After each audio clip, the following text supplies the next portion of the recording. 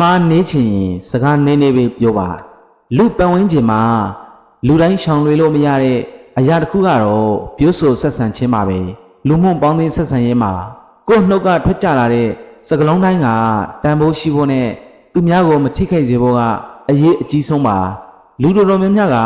အနိုင်ရလို့ဇိုးနဲ့စကားတွေကိုမထိန်ပေငါစကားနွားရပြောတတ်ကြပါလေလူတစ်ယောက်နဲ့တစ်ယောက်ကြားဆက်ဆံရေးတွေပြတ်တောက်သွားစေတဲ့အဓိကတရားခံကလေစကားလုံးတွေကြောင့်ပဲဖြစ်နေတတ်ပါတယ်အဲ့ဒီတော့ကျွန်တော်တို့ကစကားတစ်ခွန်းပြောလို့မေးဆိုရင်ပြောတင်လားမပြောတင်လားပြန်စဉ်းစားဖို့လိုပါတယ်ကိုပြောမယ့်စကားရဲ့အတိမ်အနက်ကိုကိုယ်တိုင်သိဖို့လေးလိုပါတယ်စကားလုံးတွေကလူတစ်ယောက်ရဲ့စိတ်နေသဘောထားနဲ့အဆင့်အတန်းကိုဖော်ပြနိုင်တဲ့အတွက်ကောင်းတဲ့စကားတွေပဲကိုနှုတ်ကထွက်နိုင်ဖို့စာတွေဖတ်ရပါမယ်စာမဖတ်ရင်အကန်းနဲ့တူတယ်မဟုတ်လားစာတွေဖတ်မှပဲအကောင်းအဆိုးအကြောင်းအကျိုးအမှားမှန်တွေကိုဝေဖန်ပိုင်းခြားဆင်ခြင်နိုင်ဆုံးရှိပြီးဒါဟာအကျိုးရှိတဲ့စကားလားအကျိုးမရှိတဲ့စကားလားဆိုတာကိုပြန်ဆန်းစစ်နိုင်မှာပေါ့